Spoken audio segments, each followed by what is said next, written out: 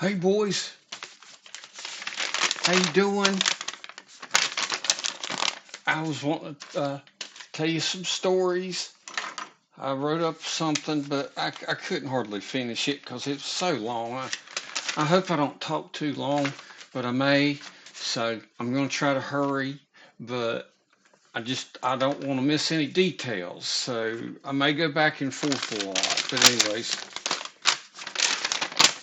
But anyways, I wanted to talk to you about the person I was born from. We'll call it Barton Hophead.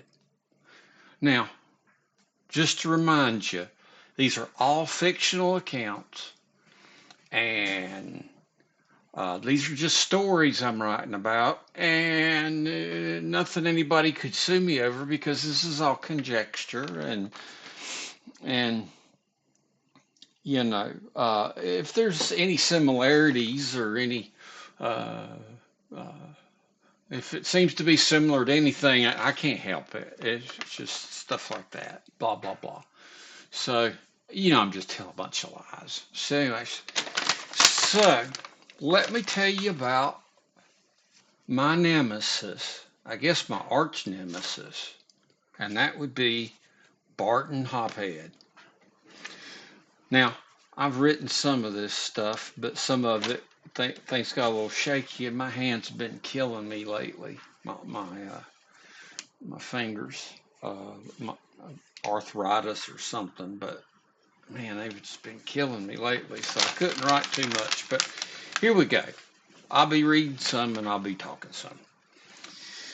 Barton was born in 1935 in a part of the Northeast that he did not find pleasant. He told me he remembered being very scared most of his childhood. And in his day, he would carry black powder pistols.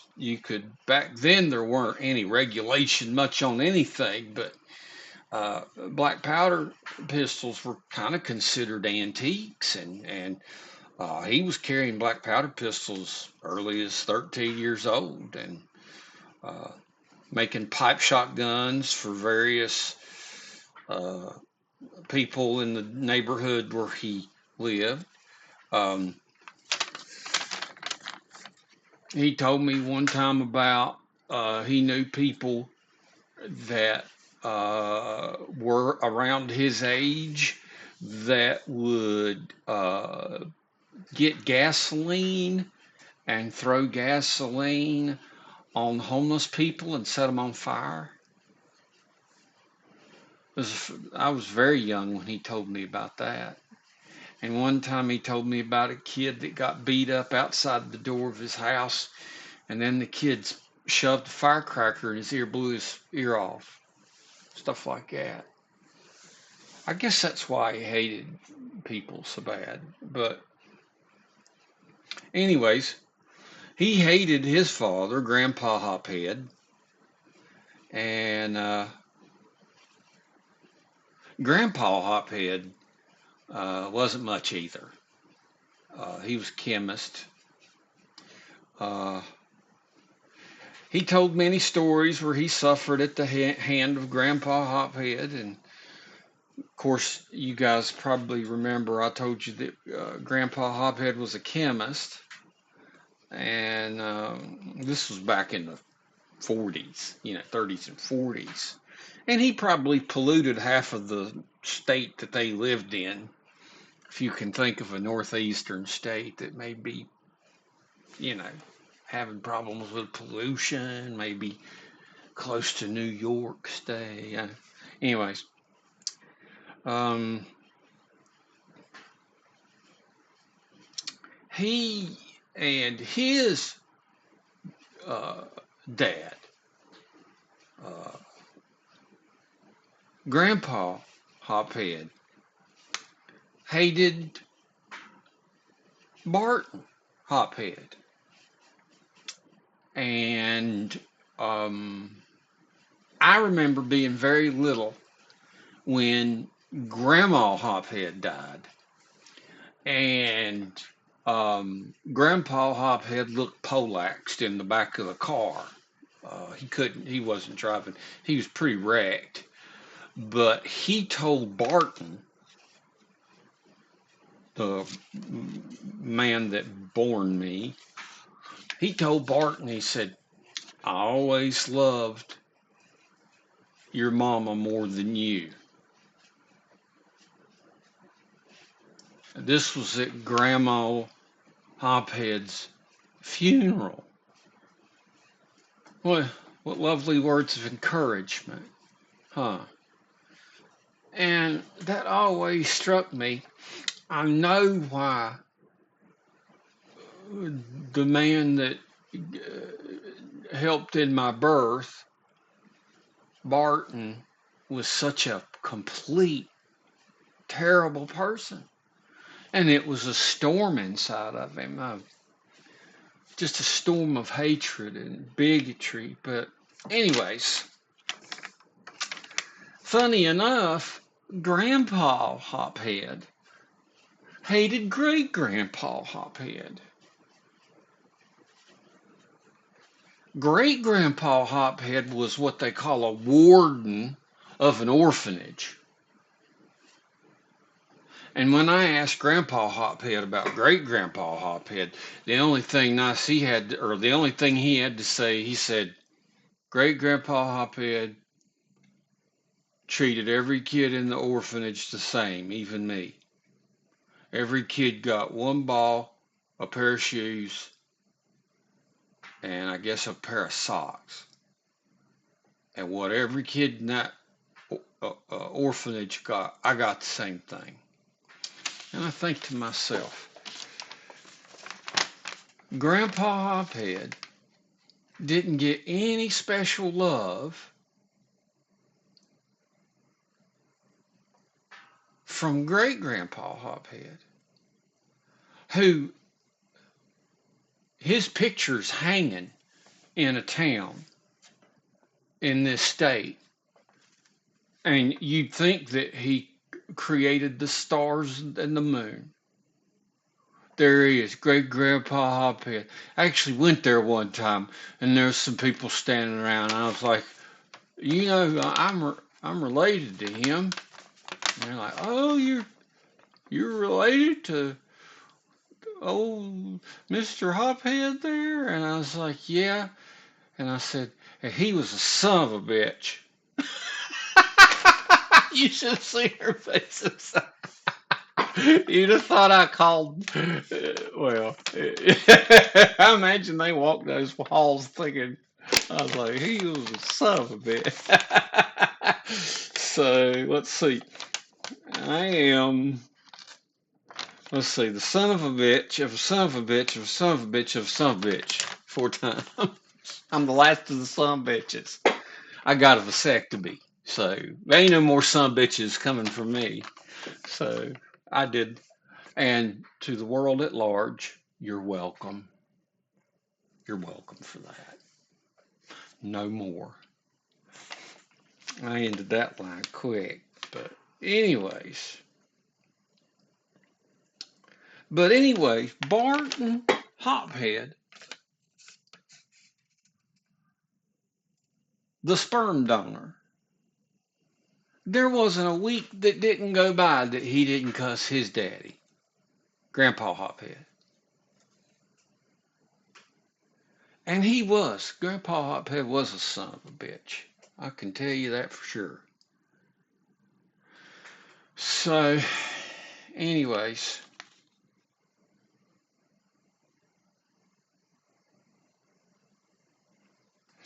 you know, at first, I couldn't think Barton could do no wrong. I thought the moon and the stars, I thought he walked on water.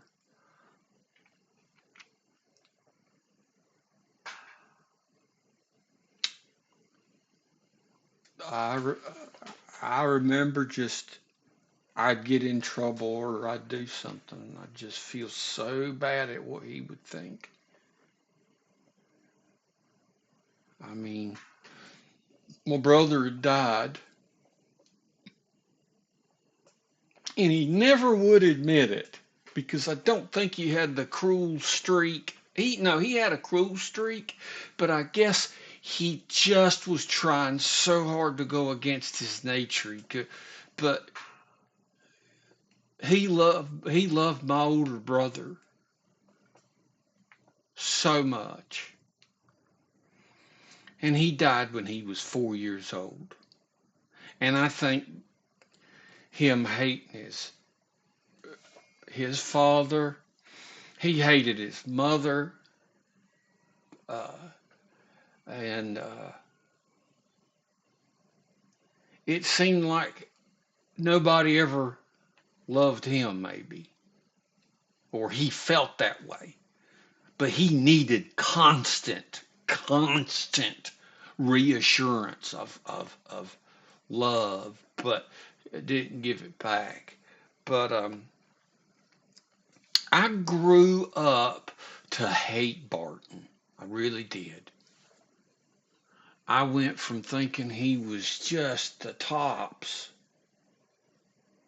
and now he's not dog shit on my shoe now.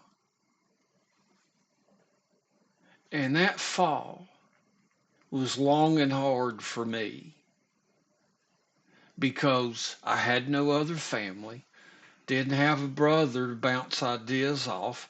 I had nobody in my life to say like, that shit was pretty fucked up, right? Did you see what wasn't that fuck? That don't is that normal? And I didn't have a frame of reference, you know. But so my earliest memories are so mixed up because he taught me a lot of things, and I hate him so bad now I don't even get much joy in doing them anymore. I try. All right, y'all. There's no need to have cat fight. I'm trying to talk serious stuff. Y'all stop being dickheads. We got to have the evening cat fight. But anyways, so in my mind, I think what happened was since Grandpa Hophead, when he graduated, he asked a lady to marry him. And Grandpa Hophead was such an asshole. When he asked Grandma Hophead to marry, he said to her literally, "You're my second choice."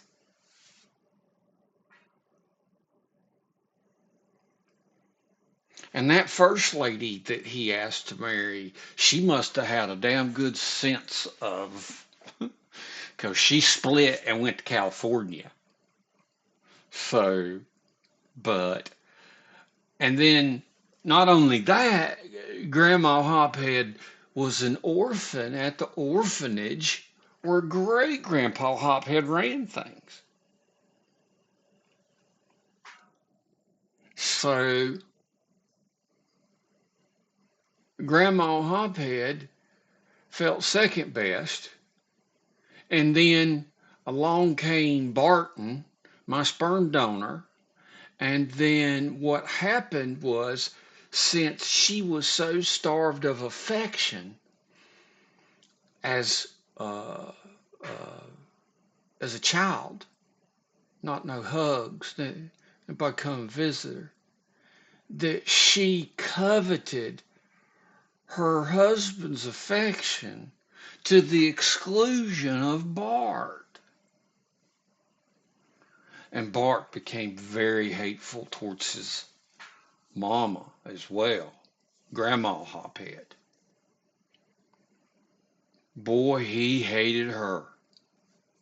He hated Grandpa Hophead, but boy, he hated Grandma Hophead. And I think that added to why he hated women so much. He was just so misogynistic, just a very misogynistic man. So, anyways, so that's who raised me, was the product of that nightmare relationship. And if you can see just from the generations, there weren't but one kid coming out, or one, and then Barton had my brother and then me, and I guess he had some pride that he had two young'uns, but then one died. And that brother, I believe my older brother, was Barton's favorite, you see. I was not his favorite, and I lived. So I don't know if it's some old English kings and queen bullshit, or I don't know.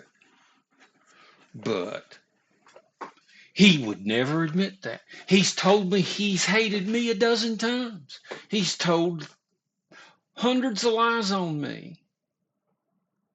He's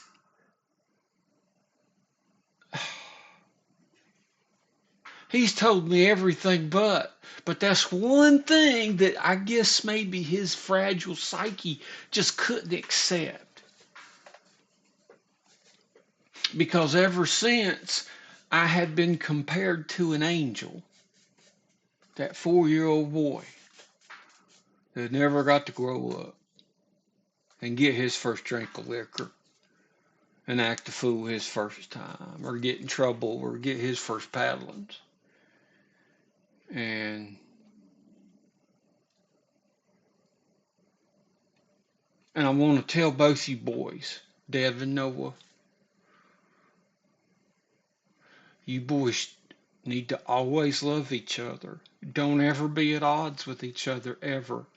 If you do, when I die, I'll come and haunt you both. I'll haunt you, but don't you ever become your brother's enemy, ever. I have seen you two grow up, and you both love each other, and don't you ever let that change. You make sure you get together, because I know what it's like not having a brother. And some brothers can be just terrible to each other, but please, please always be good to each other. Don't ever lose that closeness. But anyway, so like I said, things that was taught to me, working on cars, I just don't like to do anymore because it brings up some bad memories. Even doing some gunsmithing now and again. I can do some gunsmithing, but I just recently broke out my tools and did a little something on some little project I had going. And I did have some fun. And, but a lot of times my mind goes back to, carving my first set of pistol grips out of wood. And, my dad, because I think the only time I had good times was when his hands were busy and he was teaching me something. Fishing, I hate fishing. I used to fish by myself. It got to where I remembered some things when I was younger, the way he'd be, that just don't really take to fishing no more. But anyways, I remember the first time that there were cracks in Barton's facade that made me realize that I wasn't really the apple of his eye. One time when I was probably about 6 years old, when I had gone down to the shop, as it were, and had, okay, come here, kitty. And I had gone down to the shop, and we were doing something, but he was standing in front of me, And I went behind him and I had my ass to the stove and I was warming my butt. And he turned around and he slapped the shit out of me. And he got really mad at me all of a sudden and just all straight up. He said, "Don't ever get behind me. I don't trust anybody behind me ever. Don't ever get behind me like that.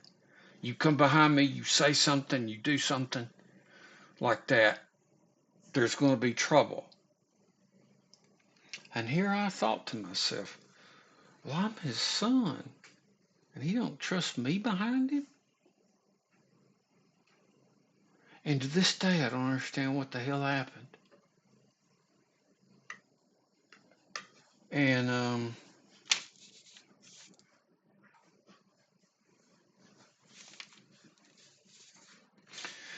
now he's got a new son bought and paid for since I'm disowned. We'll call him Worm Tongue. Worm Tongue was an old friend that I took pity on. And for my friendship, he stabbed me in the back. And well, my dad being a con man, Barton's quite a con man. One time, Barton invited a preacher over and did Bible study with him for a month, and then talked that same preacher into building the shop for him, laying the cinder blocks. And that man saying, "What a pious man." Oh, Barton's such a pious man. Such a man. I'd never seen Barton crack a Bible in his life. I'd never seen it. If I'd seen it, I'd have fell over dead. He finagled that old preacher that could lay cinder blocks. He was a lay preacher, and he was also a lay cinder block layer. And he did. He laid the cinder blocks for Barton's shop. That's what a flim flam man does. But you got to understand, he came down from up north to a bunch of these hayseeds that just never saw him coming. I mean, when he come down here, he said, "The reason I moved down here," he said, "these hicks won't see me coming. I'm going to be a big fish in a small pond, and people are going to do my way down here." And with his law license, he pushed around a lot of people. So, but anyways, old Worm Tongue's his new bought and paid for son. And, I set a trap for Worm Tongue. I called Barton one day, or excuse me, I called Worm Tongue. And I was paying a loan back to Barton. Barton had loaned me money at one point under prime interest. So family rates were, if you borrowed money from Barton, you paid back interest, but 1 point less than what the bank gives.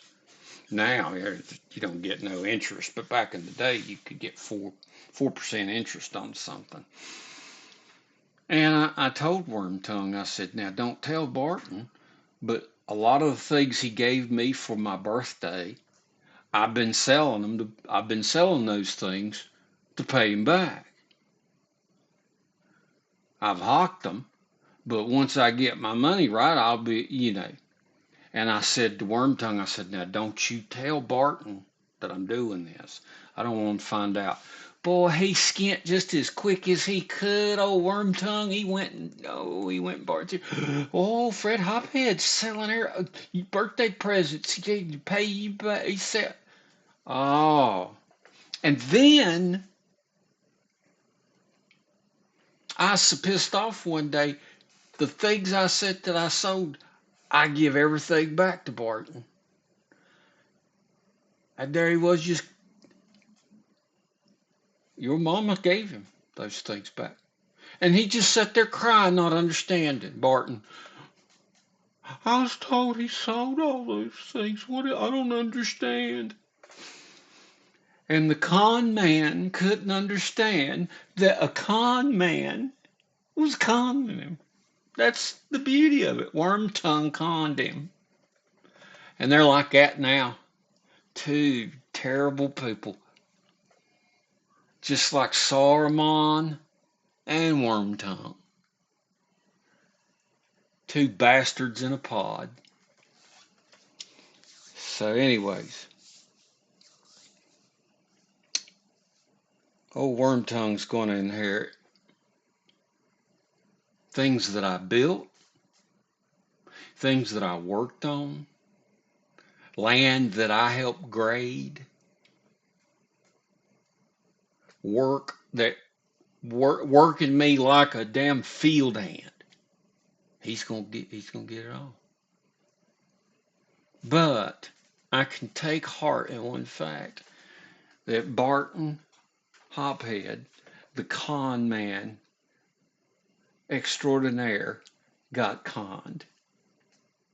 So, anyways,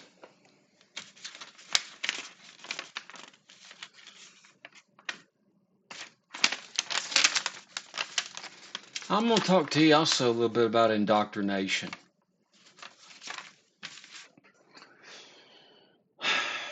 When I raised or helped raise both you boys with your mama, I tried to not indoctrinate you into nothing. Now, I may have talked about things, but I always wanted to hear your mind on things, and I want you to know that no matter what you do or how you vote or what you believe in or what your religion in, none of that's never going to come between me and y'all. I love y'all no matter what you believe.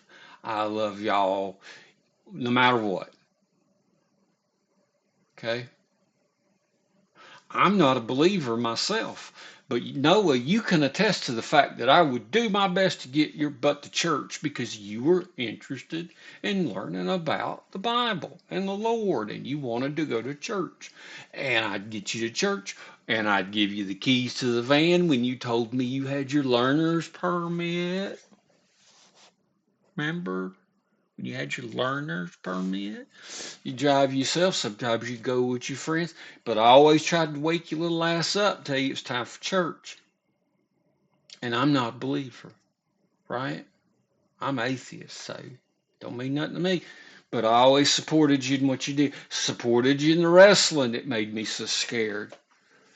Thinking in my mind you getting tied up in a pretzel and then a damn quadriplegic. Somebody slams your head down wrong.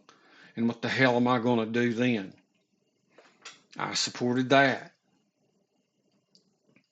And I wouldn't have wanted you, but it was important to you. I can't make you go any way but your way.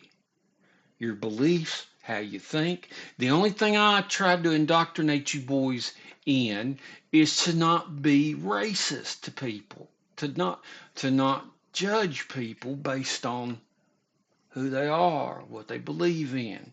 Give everybody a chance. That's the only thing I've ever tried to do. That's not how I was raised. I was indoctrinated heavily, and as most folks around here are. I mean, if you look everywhere, the son believes in what the father believes, what the grandfather believes, which is what the great grandfather believes. Politics, religion, politics, religion, politics, religion. So saith the great grandfather, so saith the grandfather, so saith the father, so saith the son. I do not believe in that. That is repugnant to me. You got your own brain and you figure things out yourself. Just please give people a chance. That's all I ask, boys. There's so many good people out there. So, my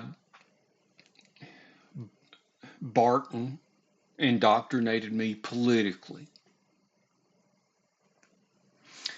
He wanted me to think the same way he thought. And he was quite a political figure.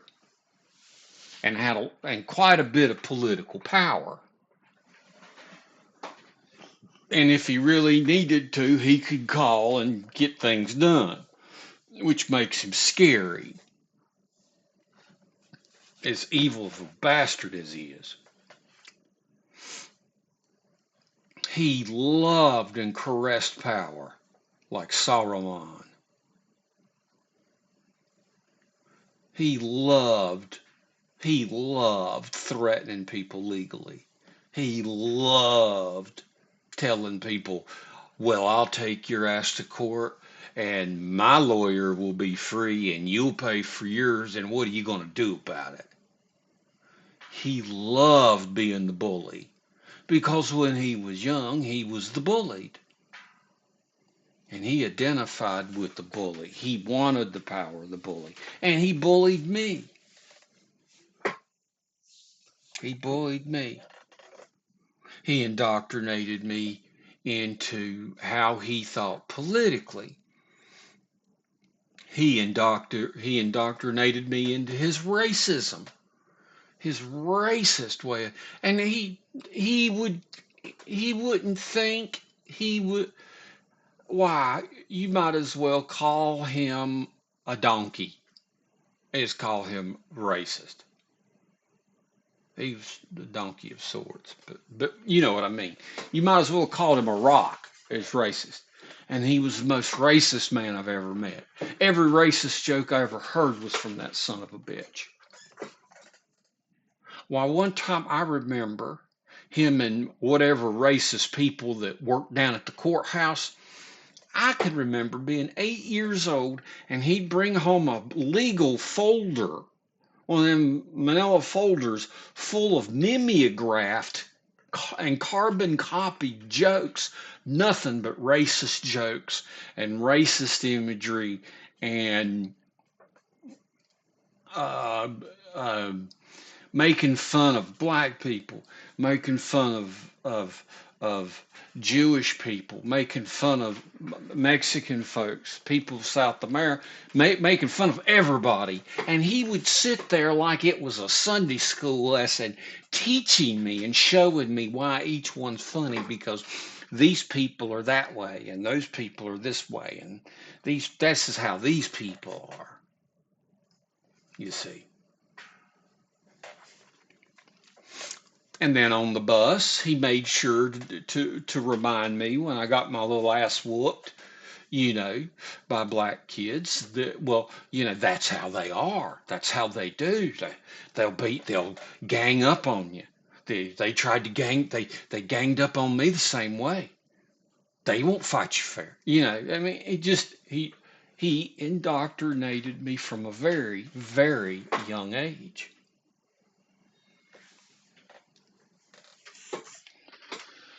And if any doubt comes to mind, when I was 10 years old, and I'm not saying this to insult anybody from any countries, because I believe racism is a worldwide issue. First knife he ever gave me, first big size knife, fixed blade knife, was a Hitler Youth knife with swastika on it.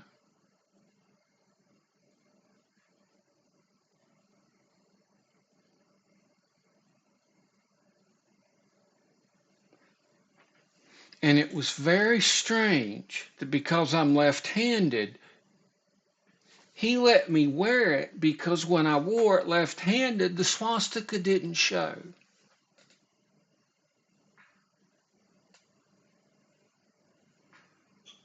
He loved listening to marching music uh, from Germany during World War II. He loved those marches and you know, the Third Reich music. He loved that stuff. When he cut wood, he always wore a special hat that he bought, and I don't know where he bought it, but I know that inside of the box came a bunch of white nationalist racist propaganda and neo-Nazi stuff, and it was a black SS field cap that had the two buttons. It had the eagle, and the two buttons would unbutton, and it would come down underneath his chin, and you could fold it down, and that was his woodcutting hat. And he never took the eagle off. Never cared to.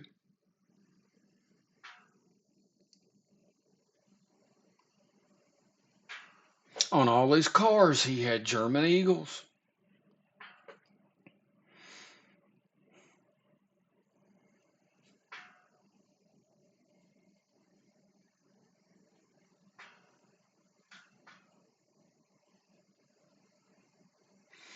He talked to me about how it was the North's fault that we had the Civil War.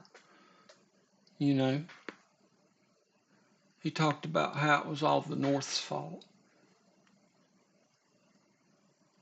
And he created in me a indoctrination of a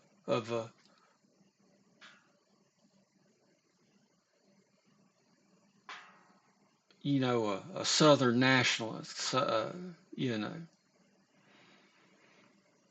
and he bought me a Confederate hat, and he loved me wearing that hat. He'd never let me wear it to school, and I didn't understand. I thought that's the way it was. That's how stupid I was a kid, y'all. You know, boys, I wasn't perfect. I wish I could. I wish I could have been wiser and seen these things, but I did. I fell into these things, and to my shame, if it wasn't for joining the military and seeing things differently, because to me, everybody talks about there's a lot of racism in the military, and I'm sure there is, but to me, it was like heaven. I got to meet people from all over the United States. My world opened up to me. It, it, I wasn't perfect, but I started changing as a person. I started waking up, you know. I started understanding that, you know, all this stuff, this racism stuff. I don't have any pictures growing up, but there's one picture where I'm sitting on a chair in one of these old black and white with the stars and bars on my lap, and I'm just maybe 14, 15, and a Confederate hat, and I wish I could burn that damn picture. I wish I could burn that picture.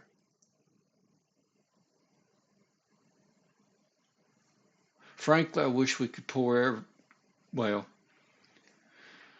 I'm gonna get hate mail, but I'd like to see them take these statues down here in the South and actually change them to where we can honor the people of the South that fought on the Union side, that went from their state and fought the right side of things, and then probably came back down south during Reconstruction, had everything burned, and they treated as a traitor in their own state, which was a traitorous state. The traitorous state calling the Union man a traitor. He'd probably come back with all his stuff burned down. Number of people from the South fought on the side of the Union, the right side. And I wish we could change these statues to reflect that, but well, whatever. Yeah, I'm gonna get a lot of hate for this, I bet. Well, too fucking bad if you don't like it. So, anyways, the more I started realizing what he was cheat. He was cheat.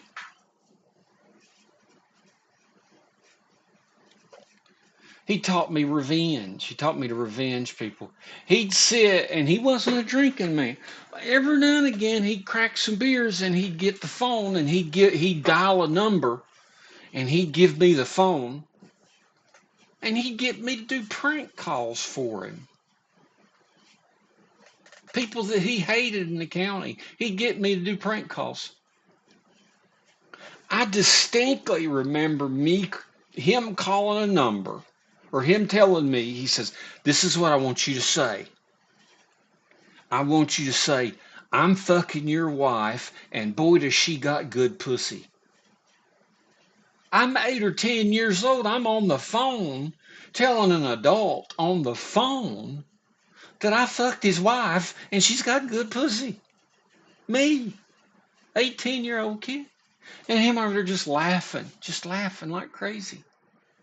I mean, it's just criminal. It's just criminal. And because of his status, nobody's going to stand up to him. His friends knew what I was going through, but they weren't going to risk their neck on nothing. And I don't blame them because of his status and where he was in the power structure of things. So, you know. Yeah, he taught me revenge. I wrecked a car. My first car. I loved it. I put in $200 and he put in $200. And then he put in $200 for a paint job. I put $200 in for a paint job. I was working at a garage. And I'm not going to tell you what kind of car it was. But I loved the car. I loved it. Let me just tell you, it was from the 50s. It had 39,000 original miles. It felt like you were driving back in time. I got it a year before I got my license. Worked on it, fixed it, undercoated it. The guy I worked at the garage, such a great guy. I need to tell y'all about him someday because he's such a great guy.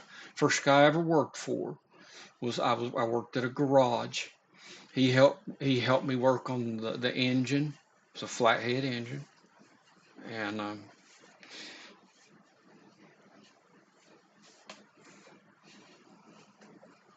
I loved working on that thing.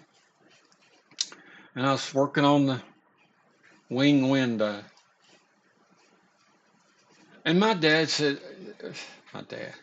Barton said something to the effect like, "Well, I'm going to work on that wing window, but I'm going to go take a nap."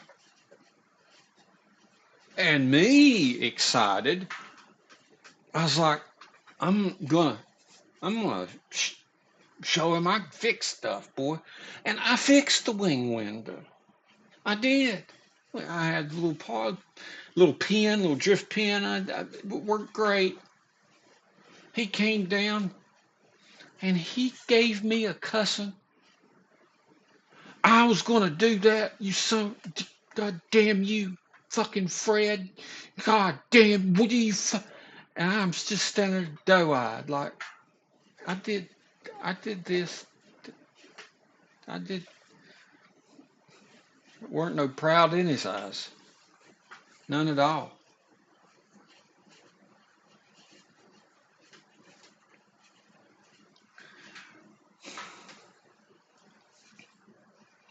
So many times he told me he didn't love me. He'd do mean pranks to me. He knew how important it was for me to show him that I could shoot good.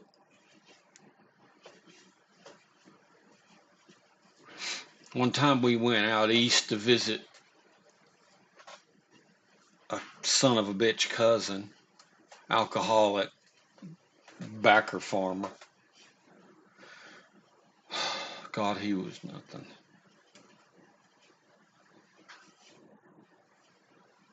But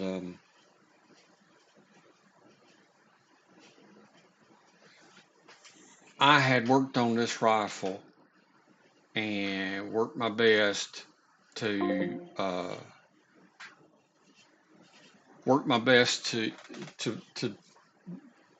to sight the gun in.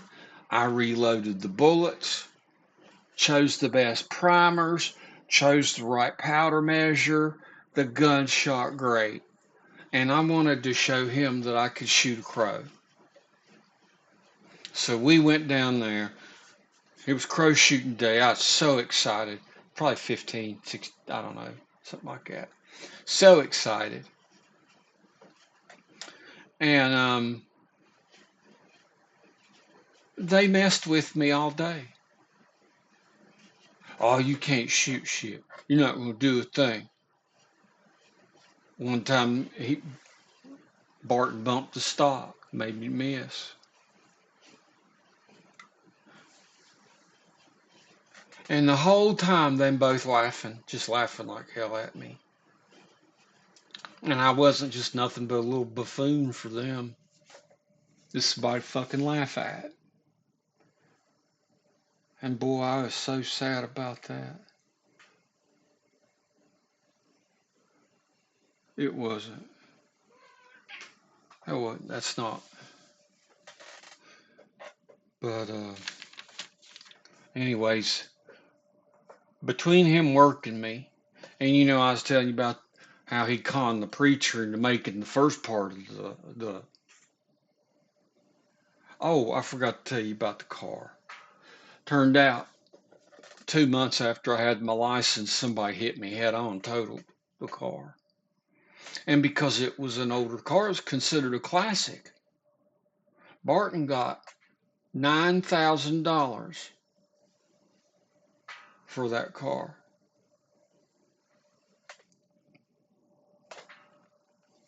And I thought, that's great. And I told him, I said, so, like, do I get some of that money? Since I put my money in, do I get half? Hell no, you don't get half. He looked at me. He said, boy, I own you. You're my property. You own nothing.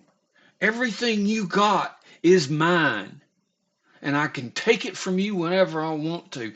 And this money is mine. So that car that we restored, I helped restore, he took that money and he bought him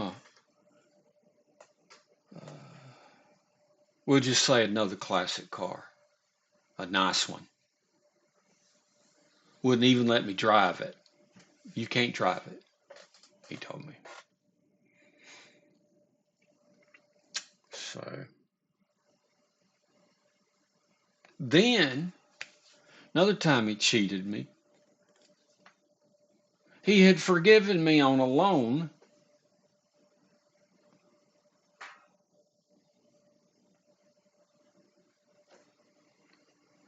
And I just come out straight up and ask him. I said, Barton, do you love me? Do you love me? Do you think of me as your son? Oh, yeah, yeah. And I said to him, I said, am I your heir? Or, I'm just asking, you know. Well, yeah, you're my heir. Another lie. And I said, well, if we're going to pay taxes, if I'm paying you money back, and then you got the papers if you ever need to call me on it, but you got money and I got, everybody's happy. I said, if you were to pass away, I'd have to pay taxes on it. I'm like, well, and then, well, that makes sense. I guess, yeah, you'd be paying taxes if I passed away. And I'm like, well, I said, why don't you just hold off on me paying you? Okay, So then I had a new car, and when I inherited a car from Gloria, I gave Velma, the egg donor of who I am, the car that I bought, brand new. The car was $30,000. Wasn't nothing to sneeze at. It was a brand new car. Barely had any miles on it. As soon as I gave the car, he called the loan back on me. He called him up. He says, I need that money now, and you need to pay it all. And I was like, what? I won't tell you what he said, why he wanted it, but I cursed him even more because he was right. But anyways, so come to it's about the end of this. I'll quit bitching about Barton Hophead, but I knew that I truly hated him when he woke me up one Saturday. And we had miles of wood. It was like him and the neighbor. They were in some kind of wood war. Who can have the most wood? Who can stack lines upon lines of wood? And Barton was not going to be outdone. The whole place was going to be covered with wood, split and stacked and ready to burn till he's 110. And he's going to wear me out doing it. And I swear that's why I swear I feel like that's why the military screwed my feet up, but he screwed up everything else. I got a hernia. My back hurts all the time. He worked me from when I was little. He worked me too much. And I know part of my pains is from just him, not, well, anyways, he woke me up. Come on, we need to split some wood. We got miles of wood, but we need 20 more miles of wood split. God damn it, get up. It's dark. We had this log splitter, and I swear, he built it, and he was good at building things. It had a 3-inch hydraulic shaft. It came from a Caterpillar, uh, uh, one of those, some kind of Caterpillar tractor, but he got the cylinder off of that Caterpillar tractor that lowers and raises the blade on the front of it. I mean, I've never to this day seen a hydraulic cylinder on a log splitter to compare to this log splitter. It was the log splitter to split all log splitters. It was the one log splitter to rule them all. It would split the national debt. It had a 5 horsepower Tecumseh pull engine, pull string engine. It had the hydraulic tank for the hydraulics course, Lovejoy coupling to turn the hydraulic pump, and the knife that sat on this log splitter. It must have been 22 inches if it was an inch. 22, it was huge. But anyways, we're out there running this big honking son of a bitch. And he prided himself on splitting the biggest, damn roundest logs he could split. I mean, we'd have to split it in half. Sometimes we'd use a crane. He was so ravenous about it. It's just the half of the wood you couldn't reach around. And then we'd have to feed it in half at a time, half at a time, half at a time, a little bit at a time until we could get it whittled down. Oh, I hated that so bad. But we were wrestling regular size wood. It was maybe this big around. It wasn't too bad, you know. Well, it got to where he asked Velma Hophead to join in this nightmare of wood cutting, of wood splitting. And we all got headsets on. Everybody's hollering and the engine's going. And I'm pissed off anyways. It's Saturday and I wanted to sleep in one frickin' day of the week, maybe. And what happened was Miss Hophead was running the pusher all the way back to the end of the stroke of the piston. And Barton laid out cussing and cussing and cussing. He cussed her. You fucking bitch. Goddamn, you fucking run. If you can't run a goddamn log splitter, listen, stop running the pusher all the way to the back. Goddamn, you woman. And here I am sitting listening, and I'm just so damn tired, and I'm pissed off, and I'm mad. And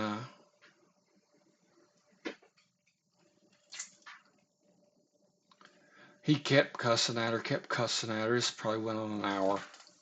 Finally, it was to the point he's like, God damn it, Fred Hophead, you get on pusher. You use the controls. And I did exactly what he said. And I didn't let the pusher go all the way to the back. And as soon as that wood went in, I showered it forward. And he was doing something that he taught me never to do. Never load a log splitter like hands on the end. Load the log splitter if you can, hand on top, hand on bottom. No hand at the knife and no hand at the pusher. Don't ever do that, boys. Because somebody like me might be running it. It might be hating on you. So, yeah, that log would slip in. As soon as it slipped in, there it went to split. I let her go. That pusher did not go a micron past till that wood went in. I showered it down. And Mr. Barton Hophead, he was feeding it wrong. Hand over here and hand over here. And I'd watch and I'd watch. Finally, about 10-15 minutes, I did manage to catch the tip of his finger.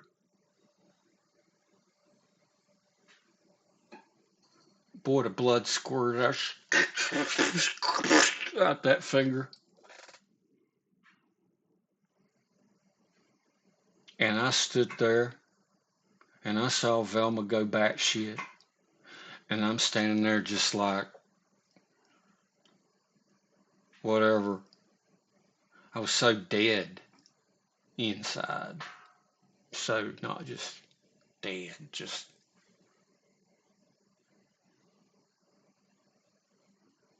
it could have been his whole hand. I wouldn't have given two shits at this point. And he looked at me. And they went to the hospital. And I walked up to the house and I went and took a damn nap. And I don't feel guilty about it to this day.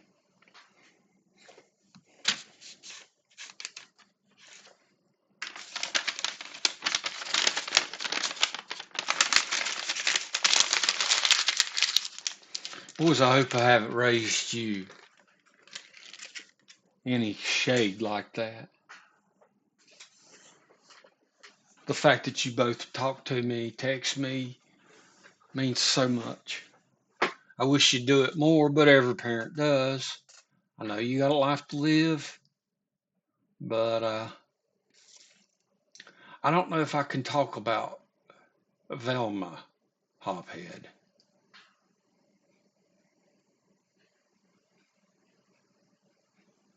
But this is all a bunch of bullshit anyways, right? These are just fictional stories. None of this is true. So it don't matter no way. But all I can tell you about Velma is Velma taught me very bad things about sex.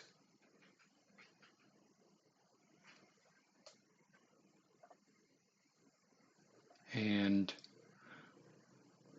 I remember going somewhere, some friends of theirs, because turned out they were swingers.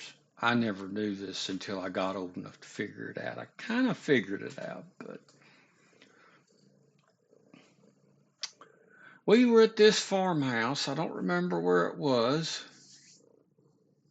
But I remember all the adults were encouraged. They had plastic. They had clear plastic that went down the hill of the property, and they had water going down, and people could slide down the hill on the plastic. And they had encouraged all the kids to be naked to do it. And I wouldn't take my clothes off for nothing. Hell no. And Velma come up, don't you want to slide with them kids? And I'm like, I don't want to take my clothes off. And that's when I realized that something was wrong with Velma and the materials that she let me read were not for young people's eyes. And she probably don't have two smidges of guilt about it. I remember coming back from a neighboring town about an hour away east from here. They had visited, Velma and Barton had visited a man that they were friends with. I didn't know how, don't know why, but she had told me just straight to my face, like I was 10, 12 years old, straight. He's into bondage and discipline. And I'm like, what the hell is that? And she told me. Telling 10-year-old kids stuff like that.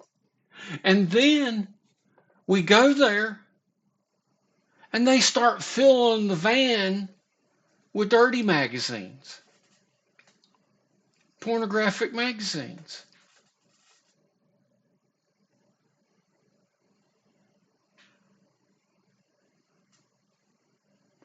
And just letting me read them.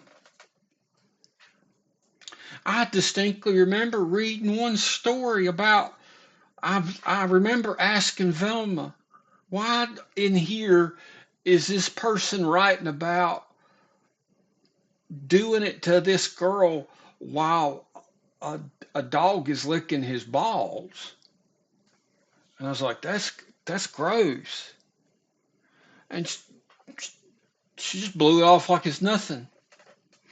And then I remember her giving me in the 70s it was called the whole encyclopedia of sex or something.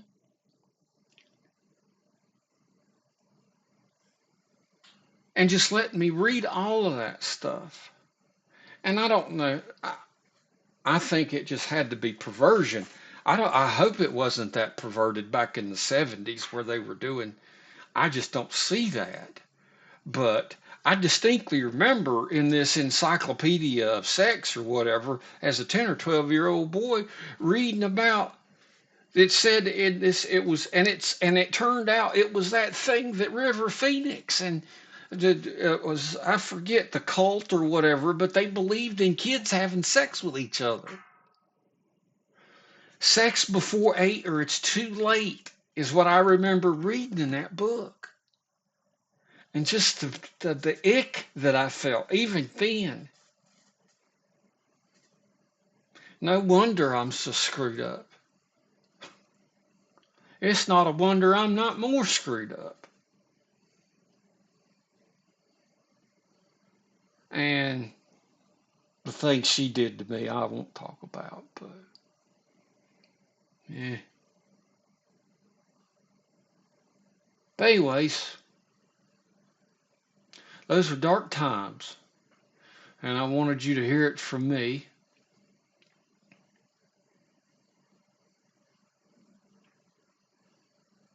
Yep, Barton Hophead, part-time lawyer and full-time son of a bitch.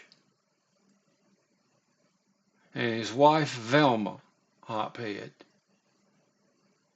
full-time pervert, part-time cheater.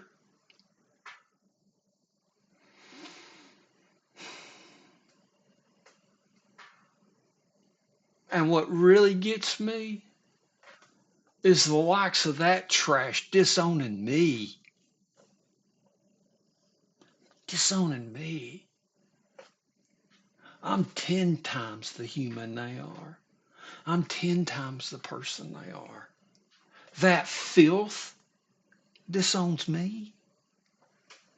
After I tried to make peace and Noah, you remember going to, and him using all those racist words and me getting so mad about it because I didn't want him here. I didn't want him around you. I wasn't going to have that. Not going to have him pass on that hate bull crap. And anybody out there that puts up with that crap for their parents, I don't know how you do it, but good on you. I guess you could overlook shit that I can't. But anyways, to all you South will rise again, motherfuckers, bring on the hate. I don't give two fucking shits. But anyways, I love you boys. That's what really counts. Devin, I love you every day. Noah, I love you every day. I miss you both. Please come visit sometime. Devin, I know you're working your ass off. There's some things I'd like you to have. I'd like you to come up. I'd like for you to have. And Noah, I'm holding your present hostage. I got a present for you. All right. And I don't know if I'm fired yet or not, but I'll keep you posted. It wouldn't surprise me. Hell, nothing surprised me with my career. But anyways, I love you boys. I only did an hour and 7 today. Love you, love you. Bye.